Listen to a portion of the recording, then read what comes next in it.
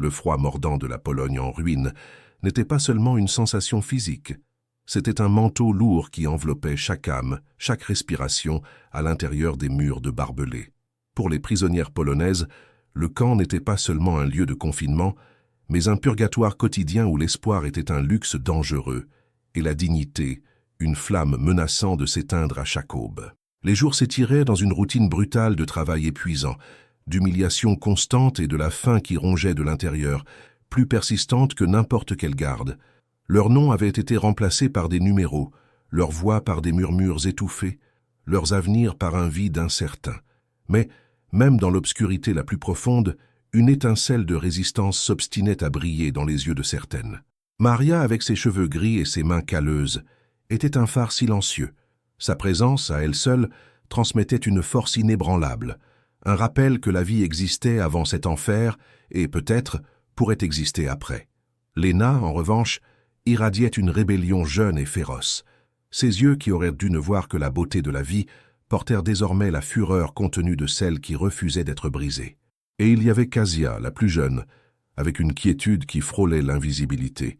Ses yeux, cependant, étaient vifs, attentifs, absorbant chaque détail, chaque ombre, chaque mouvement dans l'environnement oppressant. Elle était l'observatrice, l'esprit qui travaillait sans relâche derrière une façade de résignation. Dans ce camp, la vie était une succession d'ordres et de punitions où la moindre infraction pouvait coûter la vie. Mais rien n'aurait pu les préparer à la nouvelle directive qui résonna à travers les baraquements un après-midi gris et sans vie. Les soldats allemands, avec leurs uniformes impeccables et leurs expressions impassibles, rassemblèrent les prisonnières dans la cour glaciale. Un officier d'une voix métallique et autoritaire annonça la nouvelle règle, qui s'abattit sur elles comme une sentence de mort. Silence absolu après le coucher du soleil. Tout bruit, tout murmure, tout signe de communication sera puni avec la plus grande sévérité. Ces mots, prononcés avec une froideur calculée, firent geler le sang dans les veines des femmes. Le silence. Ce n'était pas seulement l'absence de son, mais la privation de la dernière étincelle d'humanité qui leur restait. La capacité de partager leur fardeau, de chuchoter un mot de réconfort, de pleurer sans peur de représailles. La peur, qui était déjà une hôte constante, se transformait maintenant en un monstre silencieux, rôdant dans chaque ombre. Que signifiait cet ordre? N'était-ce qu'une tactique de plus pour briser leurs esprits déjà fragilisés, pour les noyer dans leur propre solitude? Ou y avait-il quelque chose de plus sinistre derrière cette imposition, quelque chose que les Allemands souhaitaient cacher dans la quiétude de la nuit? La première nuit sous la nouvelle règle fut un tourment. Le soleil se coucha, teignant le ciel de nuances de sang et de cendres, et avec lui vint un silence lourd et contre nature. Dans le baraquement, où des dizaines de femmes étaient entassées sur des grabats de bois, chaque respiration était amplifiée, chaque grincement du bois, un coup de tonnerre. Les regards entre les prisonnières étaient la seule forme de communication, chargée de désespoir et de résignation, mais aussi d'une question tacite. Que va-t-il se passer maintenant? Maria tentait de transmettre le calme avec sa posture droite. Léna serrait les poings sous sa couverture, la rage bouillonnante, et Kasia balayait l'environnement avec ses yeux perçants, essayant de lire l'invisible, de déchiffrer l'indicible. Les patrouilles allemandes rôdaient à l'extérieur, leurs lampes torches balayant les fenêtres à intervalles réguliers, comme des yeux de faucons à la recherche de proie. Le moindre bruit dehors, l'aboiement lointain d'un chien, le craquement d'une botte sur la neige, suffisait à faire s'emballer le cœur des prisonnières. Elles ne pouvaient pas parler, ne pouvaient pas bouger sans risque. Elles étaient piégées dans une bulle de terreur où le silence était à la fois le bourreau et la prison. C'était une torture psychologique, un jeu cruel pour écraser ce qui restait de leurs âmes. Mais ce qu'elles ne savaient pas, et ce que les soldats allemands eux-mêmes n'auraient jamais pu prévoir, c'est que, cette nuit-là, le silence imposé n'apporterait pas seulement plus de souffrance. Loin de là. Dans cette quiétude forcée, où chaque respiration était un risque, les femmes commenceraient à percevoir que le silence n'était pas seulement une arme de leur geôlier, mais un voile qui recouvrait une vérité cachée, une opportunité pour une résistance que personne, pas même les gardes, ne pouvait anticiper. L'absence de son était sur le point de devenir la scène d'une communication secrète, une révélation qui changerait à jamais le destin de beaucoup. Et ce qui allait suivre, même dans leur pire cauchemar, elles n'auraient pu l'imaginer. Cette nuit-là, le silence n'était pas une absence, mais une présence oppressante, un poids palpable qui s'installaient entre les prisonnières. Chacune d'elles sentait son cœur martelé, un tambour désaccordé dans la poitrine qui semblait hurler dans la quiétude. Les patrouilles allemandes, avec leurs bottes lourdes et le froissement de leurs uniformes, passaient à l'extérieur, leurs lampes torches coupant l'obscurité des baraquements comme des lames de lumière, cherchant la moindre faille, le moindre signe de vie qui oserait défier l'ordre, le moindre gémissement d'un grabat de bois, le soupir involontaire d'une gorge asséchée, tout était amplifié, résonnant comme un coup de tonnerre dans l'esprit terrifié des femmes. C'était un jeu cruel, une torture psychologique qui visait à écraser tout vestige d'espoir. Cependant, au milieu de cette paralysie de peur, les yeux de Kasia restaient étrangement alertes. Tandis que les autres se recroquevillaient, essayant de disparaître dans l'ombre, elle observait. Il n'y avait pas de son à déchiffrer, mais Kasia avait toujours été différente, sa perception aiguisée pour ce qui échappait au sens ordinaire. Et c'est ainsi que, dans l'obscurité la plus profonde, elle commença à remarquer quelque chose de subtil, presque imperceptible, qui défiait la logique de ce silence absolu. Ce n'était pas un bruit, mais un motif de lumière. Une petite fente dans le mur opposé, à peine visible entre les fissures du vieux bois, laissait passer un faible faisceau de lumière extérieure. Mais ce n'était pas une lumière constante. Elle clignotait. Un rythme. 3 éclairs rapides. Une pause. 2 éclairs lents. Une autre pause. Et puis le motif se répétait. Kasia fronça les sourcils, son cerveau travaillant fébrilement pour traiter cette anomalie. C'était si faible, si facile à ignorer, que n'importe quelle autre prisonnière, dominée par la peur ou l'épuisement, ne l'aurait jamais remarqué. Mais pas Kasia. Ses yeux étaient son dernier refuge, son outil de survie. Elle tenta, avec le mouvement le plus minime possible, de tourner la tête vers l'endroit où Maria et Lena étaient allongées. Ses yeux rencontrèrent ceux de Maria qui, malgré son âge, possédait une intuition aiguisée. Kasia cligna lentement des yeux, puis regarda la fente, puis cligna à nouveau avec un regard qui implorait l'attention. Maria, percevant l'urgence silencieuse de la jeune femme, acquiesça presque imperceptiblement, indiquant qu'elle avait saisi le message. Lena, avec son esprit plus impulsif, commençait déjà à s'agiter légèrement, sa curiosité surpassant la peur. Maria, d'un mouvement de la main presque invisible, lui fit signe de se calmer, ses yeux fixés sur Kasia. La communication, dans cet enfer silencieux, était un art dangereux. Gestes minimes, regards furtifs, le rythme de la respiration, tout pouvait être une sentence de mort si les gardes le remarquaient. Mais la détermination de Kasia était contagieuse. Elle répéta le motif de clignotement pour Maria, pointant discrètement des yeux vers la fente dans le mur. Maria, alors, commença à observer aussi, ses yeux expérimentés cherchant la confirmation de ce que Kasia essayait de montrer. Il fallut un moment, mais elle vit la lumière, le motif, le même rythme étrange et répétitif. Qu'est-ce que cela pouvait bien être? Un défaut dans l'éclairage extérieur, une panne électrique ou autre chose? Cette nuit-là et les suivantes, la tension dans le baraquement se transforma en un étrange mélange de peur et de fascination. Le silence, auparavant un bourreau, était maintenant un complice. Sous son manteau oppressant, Maria, Lena et Kasia commencèrent à collaborer en secret. Maria avec sa sagesse, Lena avec son courage et Kasia, avec son esprit analytique, formèrent un trio inébranlable.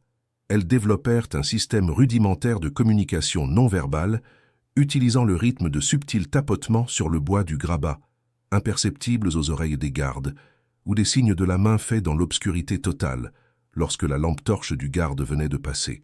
Chaque tapotement, chaque mouvement, était un risque calculé, un pari contre la mort. Les prisonnières commencèrent à cartographier le motif de lumière, essayant d'en trouver une signification. 3 rapides, 2 lents. 3 rapides, 2 lents. C'était une séquence répétitive, presque un code morse, mais sans la clé. Kasia, avec sa mémoire photographique, mémorisait chaque détail.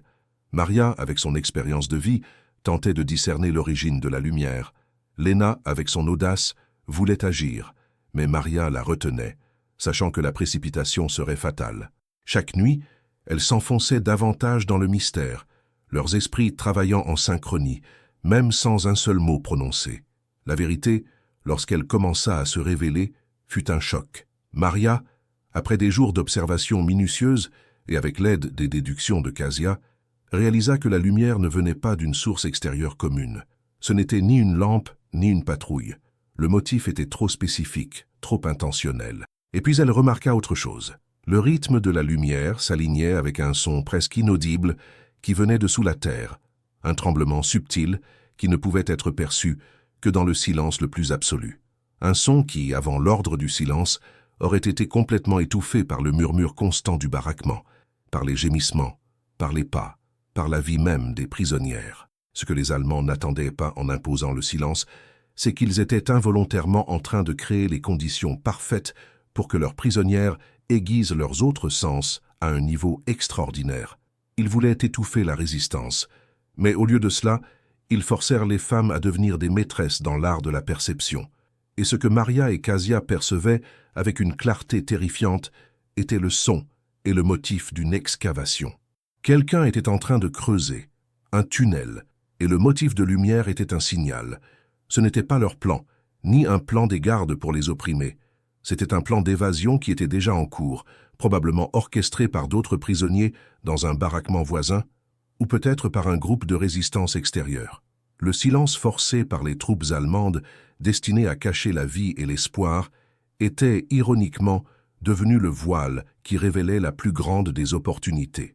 L'absence de son permis que le bruit de la terre enlevé, le léger impact des outils, deviennent audibles, et le signal lumineux, auparavant seulement un clignotement aléatoire dans le chaos, se révélait maintenant comme une communication délibérée, un conte, un avertissement. Le premier rebondissement était clair, le silence, cette arme d'oppression, ne recouvrait pas une action des Allemands, mais empêchait plutôt les prisonnières de découvrir une chance de liberté. Cependant, en imposant le silence, les geôliers leur avaient accidentellement donné la clé pour percer le secret. Maria, Lena et Kasia s'entregardèrent dans l'obscurité, la compréhension jaillissant dans leurs yeux. Ce silence qui les terrorisait tant était en réalité un bouclier. Ce silence qui les terrorisait tant était en réalité un bouclier, mais un bouclier qui exigerait d'elles un courage au-delà de la compréhension, un pari qui pourrait coûter la vie de toutes. La vérité sur le tunnel et le signal lumineux, déchiffrés dans la quiétude oppressante, apporta non seulement une étincelle d'espoir, mais aussi un dilemme moral accablant. Que faire de cette information?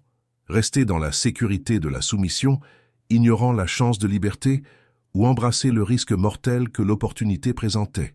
Maria, avec la sagesse des années et les cicatrices de la vie, sentit le poids de la décision sur ses épaules.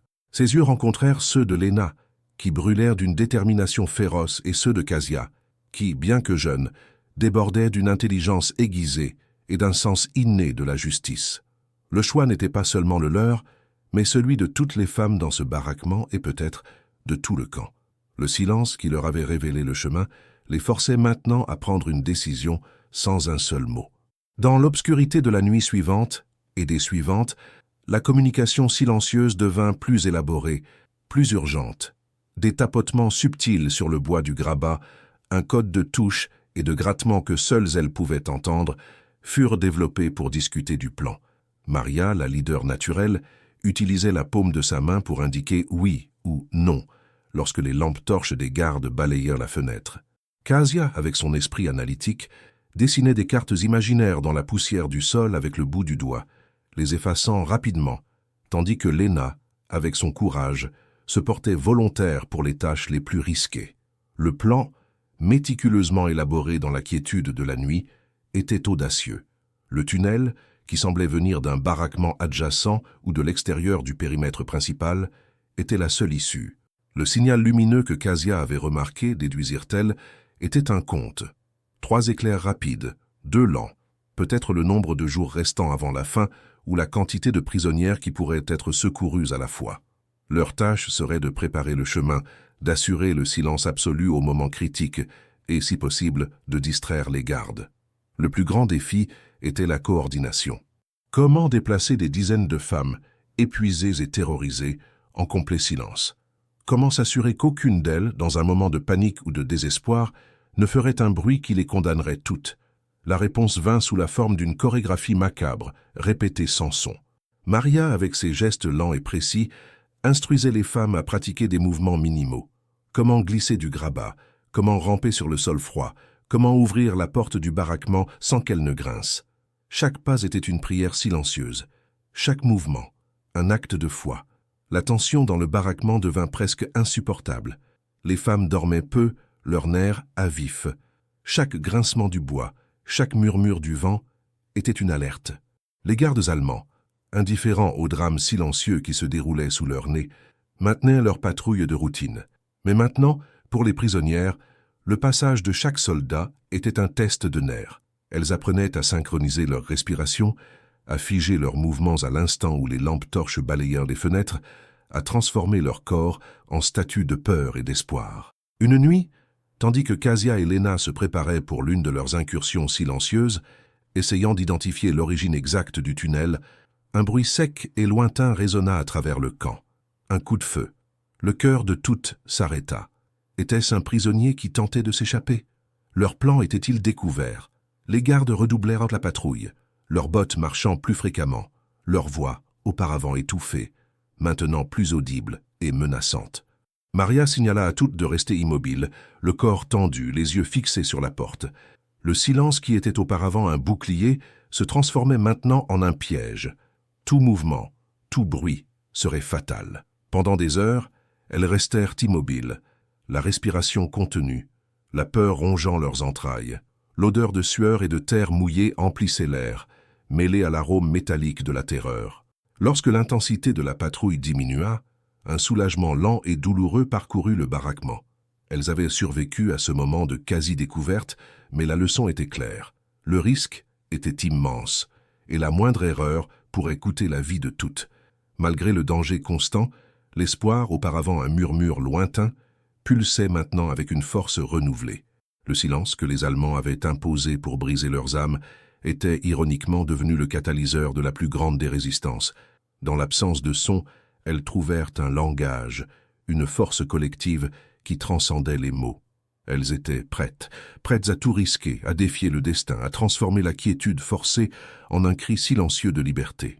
Le tunnel était presque prêt, et la nuit de l'évasion approchait, chargée d'incertitude et de la promesse d'un lendemain qu'aucune d'elles n'osait rêver à voix haute. La nuit de l'évasion arriva, dense et froide, comme un linceul sur le camp. Il n'y avait pas d'étoiles dans le ciel, juste un manteau de nuages qui promettait neige et obscurité, l'allié parfaite pour le plan qui avait été conçu dans la quiétude forcée. Dans le baraquement, la tension était si épaisse qu'on pouvait presque la toucher. Les femmes, dans leurs grabats, feignaient de dormir, mais chaque muscle était contracté, chaque nerf à vif. Leur cœur battait à l'unisson, un orchestre silencieux de terreur et d'espoir. Maria, dans son coin, fermait les yeux, revoyant chaque détail de ce qui allait arriver. Lena, la main serrant un morceau de pain gardé pour le voyage, sentait son corps trembler, mais ses yeux, même dans l'obscurité, brillaient d'une détermination inébranlable. Kasia, l'observatrice, était plus attentive que jamais, ses oreilles et ses yeux aiguisés pour toute déviation, toute menace. Le signal vint comme un murmure du destin. 3 éclairs rapides de la fente dans le mur, suivis de 2 lents. Ce n'était pas seulement un conte, c'était la confirmation. L'heure était venue. Dans une synchronie presque surnaturelle, Maria, Lena et Kasia entamèrent la chorégraphie macabre de la liberté. Avec des mouvements lents et calculés, elles se levèrent de leur grabat. Chaque grincement du bois était un coup de poignard dans la poitrine. Chaque pas sur le sol de terre battue, un risque de vie. Les yeux de toutes les prisonnières étaient fixés sur elles, un mélange de peur et d'admiration, attendant le commandement silencieux. Maria, d'un geste minimal de la main, indiqua le chemin. Les premières à bouger furent les plus agiles, glissant comme des ombres en direction de la porte du baraquement. Lena, avec un courage qui défiait sa jeunesse, fut la première à l'atteindre. Avec des mains tremblantes mais fermes, elle tourna la poignée rouillée, millimètre par millimètre, sentant la friction du métal, le grincement presque inaudible du vieux bois. Le son lui parut un coup de tonnerre dans ses oreilles, mais ce n'était que sa propre anxiété amplifiant le bruit. La porte grinça, mais pas assez pour alerter les gardes qui patrouillaient dehors. C'était le silence qui les protégeait, le même silence qui, auparavant, les emprisonnait. Une par une, en petits groupes, les femmes sortirent du baraquement.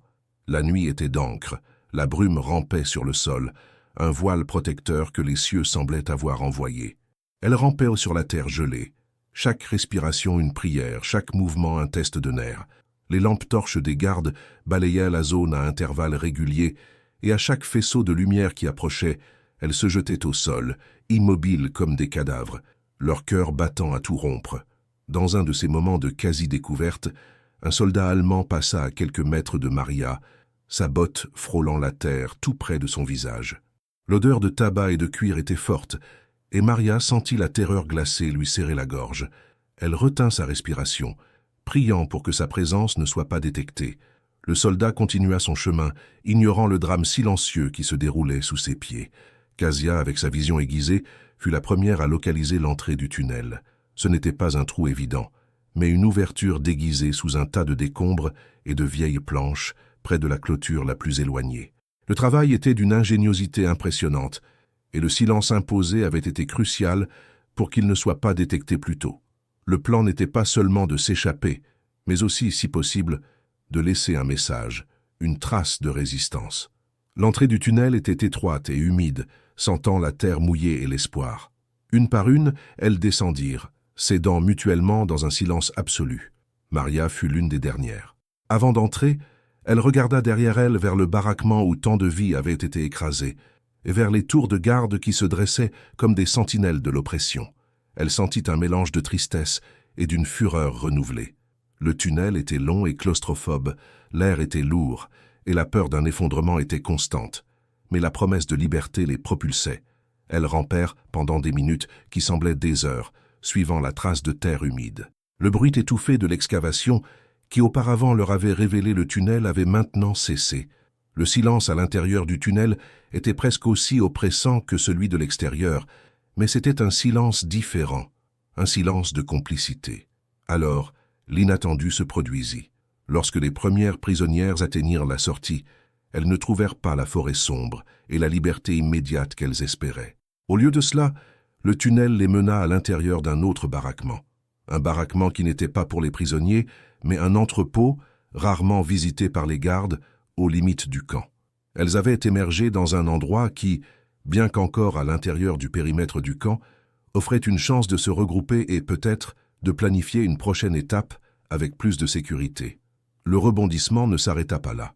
À l'intérieur de l'entrepôt, sur l'un des murs, il y avait une carte rudimentaire du camp, avec les routes de patrouille et les angles morts marqués. Et à côté de la carte, une note, écrite en polonais. « Attendez le signal. Le silence est notre plus grande arme. » Ce n'était pas seulement une évasion. C'était une partie d'un plan plus vaste, orchestré par un réseau de résistance interne qui communiquait à travers des signaux subtils, utilisant le silence imposé par les Allemands pour coordonner leurs mouvements. Le tunnel n'était pas seulement un chemin vers l'extérieur, mais un pont vers une nouvelle phase de la résistance.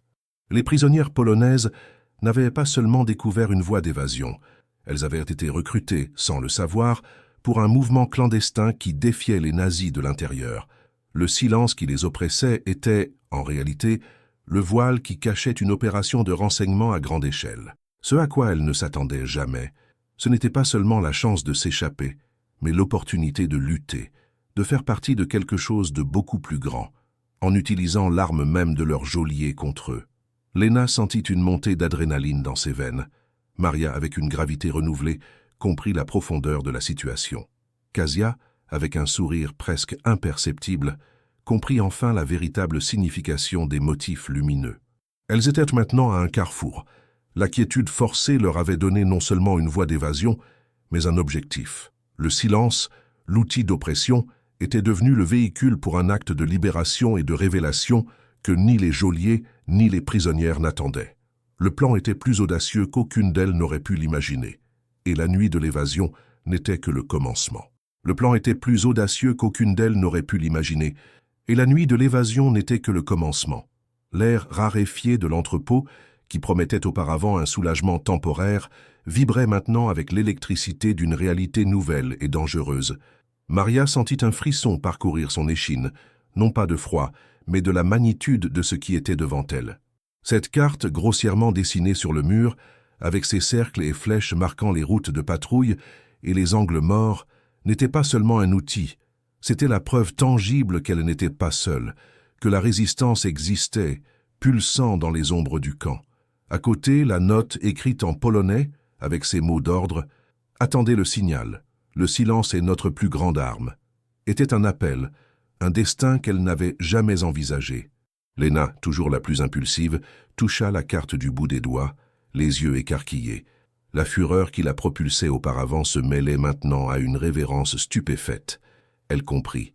L'évasion n'était pas une fin en soi, mais un moyen, une étape vers quelque chose de beaucoup plus grand. Elles n'étaient plus seulement des prisonnières cherchant la liberté. Elles étaient des pièces sur un échiquier, recrutées, sans le savoir, pour une guerre silencieuse qui se déroulait dans les entrailles du camp lui-même. Casia, quant à elle, était dans son élément. Le sourire presque imperceptible sur ses lèvres s'élargit un peu plus, les motifs lumineux, le tremblement au sol, le silence qui les avait forcés à aiguiser leur sens. Tout prenait sens maintenant. Ce n'était pas un hasard, mais un projet méticuleux. Elle pointa du doigt l'un des cercles sur la carte, puis la note, et enfin Maria, ses yeux transmettant un torrent d'informations et de questions qui n'avaient pas besoin de voix. L'entrepôt, avec ses caisses poussiéreuses et ses outils rouillés, devint le nouveau quartier général de l'espoir. Cette nuit-là et les suivantes, la quiétude n'était plus seulement une imposition, mais un allié puissant. Maria, Léna et Casia, ainsi que les autres femmes qui les avaient suivies, commencèrent à s'organiser en silence absolu. Gestes, regards et touches subtiles remplacèrent les mots, créant un langage propre, un ballet de mouvements calculés et une coordination presque télépathique. Elles se relayaient à la veille, observant les routes de patrouille marquées sur la carte, identifiant les fréquences des rondes des gardes, cherchant tout signal, toute anomalie qui pourrait indiquer la prochaine étape de la résistance. L'adrénaline circulait dans leurs veines, mêlée à une peur constante mais aussi à une détermination d'acier. Ce que les Allemands avaient fait pour les briser, le silence, la privation, l'isolement, se retournaient maintenant contre eux. Dans l'absence de son, elles trouvèrent une voix collective, une force qui se manifestait non pas en cris, mais en actions précises et coordonnées. L'entrepôt, qui aurait dû être un simple magasin, se révéla être un sanctuaire stratégique. Parmi les caisses, elles découvrirent de petites cachettes, peut-être laissées par les membres de la résistance eux-mêmes, des morceaux de fil de fer, un petit couteau et même une radio rudimentaire qui semblait cassée, mais que Casia commença à examiner avec une lueur d'intelligence dans les yeux. Chaque nuit, le risque augmentait. Les prisonnières n'essayaient plus seulement de survivre, elles étaient activement impliquées dans une opération clandestine. La simple présence dans l'entrepôt était déjà une infraction capitale. Être découverte signifierait non seulement la mort, mais la condamnation de tout le réseau de résistance. Maria, avec son expérience de vie, assuma le leadership avec un calme impressionnant. Elle organisait les femmes par équipe, assignait des tâches et, par-dessus tout, renforçait la nécessité du silence absolu. Elle savait que la moindre faille, le moindre faux pas, pourrait tout faire s'écrouler. Léna, avec son esprit rebelle, trouva un objectif. Elle se portait volontaire pour les tâches les plus risquées, comme épiée par la fente de la porte de l'entrepôt pour surveiller les mouvements des gardes. Ses yeux, auparavant remplis de colère impuissante, brûlaient maintenant de la flamme de la mission. Elle était la sentinelle silencieuse, ses réflexes aiguisés par le danger imminent. Casia, l'esprit analytique, se consacrait à la carte et à la radio. Elle passait des heures, dans la quiétude de la nuit, à essayer de déchiffrer les symboles sur la carte qui n'étaient pas évidents et à tenter de réparer la radio dans l'espoir qu'elle puisse être la clé pour communiquer avec le monde extérieur ou avec d'autres cellules de la résistance. Elle croyait que le signal lumineux qui les avait guidés jusque-là n'était que le début d'une série de communications. Lors d'une de ces nuits tendues, tandis que Casia travaillait sur la radio avec une précision quasi chirurgicale, un bruit différent résonna de l'extérieur. Ce n'étaient pas les bottes des gardes, ni le vent. C'était un son métallique, étouffé, mais distinct. Maria et Léna échangèrent des regards alarmés. Casia se figea, le petit fil de cuivre dans ses mains suspendu en l'air. Elles se serrèrent entre les caisses, leurs corps immobiles, la respiration contenue. La porte de l'entrepôt grinça doucement. Un faisceau de lumière de lampe-torche balaya l'intérieur, s'arrêtant un instant sur le tas de caisses où elles étaient cachées. Le cœur de Maria battait si fort qu'elle pensa que les gardes pouvaient l'entendre. Léna serrait les dents, prête au pire. Casia, les yeux fermés, priait. La lumière bougea, balayant le reste de l'entrepôt, et puis la porte grinça à nouveau, se refermant. Un soupir collectif, inaudible, parcourut le groupe. Elles avaient été sauvées de justesse, mais l'incident servit de rappel brutal de la fragilité de leur situation. À chaque instant, chaque seconde, Elles étaient en danger de mort. Ce n'était pas un refuge sûr, mais un poste avancé d'une bataille qu'elles comprenaient à peine. Le silence qui les protégeait était aussi leur plus grande faiblesse, car tout bruit pouvait les dénoncer. L'espoir, cependant, s'était enraciné profondément. La découverte du plan plus vaste, la certitude qu'elles n'étaient pas seules, transforma le désespoir en résilience. Le silence, auparavant une prison imposée pour éteindre l'espoir, était devenu le catalyseur de sa flamme la plus brillante. Elle n'était pas seulement en train de fuir, elle se préparait à lutter.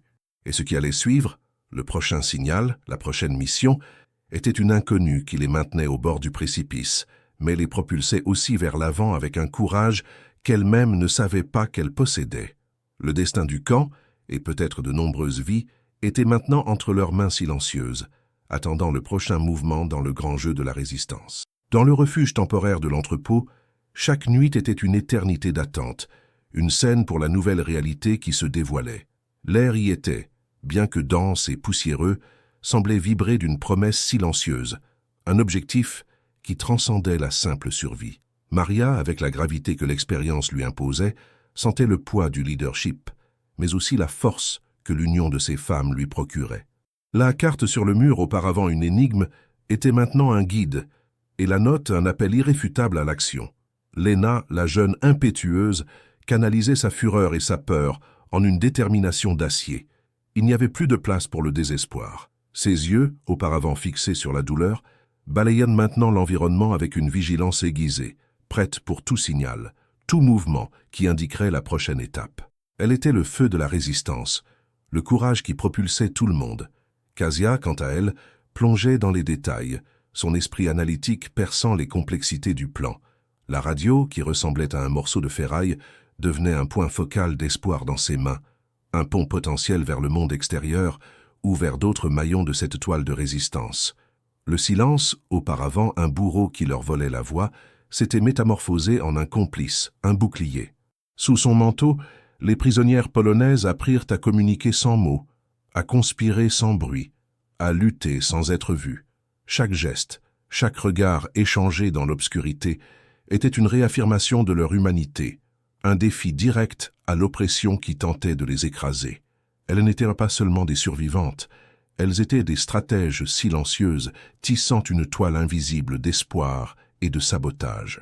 La victoire n'était pas l'évasion immédiate vers la liberté, mais la découverte que la liberté était déjà en train de se manifester, par de petits actes de résistance coordonnés que les Allemands, dans leur arrogance, n'auraient jamais pu prévoir. Le silence imposé, destiné à briser leurs esprits, avait ironiquement aiguisé leurs sens et révélé une opportunité qui changerait le cours de leur vie et, peut-être, le destin de beaucoup d'autres. L'écho de leur courage, forgé dans la quiétude de la nuit, résonnerait bien au-delà des murs du camp.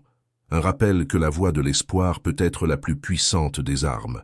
L'histoire de ces femmes est un témoignage poignant de la résilience humaine, de la capacité à trouver la lumière dans l'obscurité la plus profonde et à transformer l'oppression en une plateforme pour la résistance. Elle nous montre que même quand tout semble perdu, la force de lutter peut surgir des endroits les plus inattendus et que le silence, parfois, parle plus fort que n'importe quel cri. Alors qu'est-ce que cette histoire vous a fait penser? Avez-vous déjà réfléchi au pouvoir caché du silence dans votre propre vie? Quelle serait votre attitude si vous étiez à la place de ces femmes, transformant la peur en courage et la quiétude en une arme? Laissez votre commentaire ici en bas, nous voulons vraiment connaître votre opinion. Si vous avez apprécié ce récit émouvant et si vous vous êtes senti connecté à cette lutte pour la liberté, n'oubliez pas de laisser votre j'aime, de partager cette vidéo avec votre entourage et de vous abonner à la chaîne pour ne pas manquer les prochaines histoires incroyables que nous vous apporterons. Votre participation est essentielle pour que ces voix du passé continuent de résonner et de nous inspirer tous.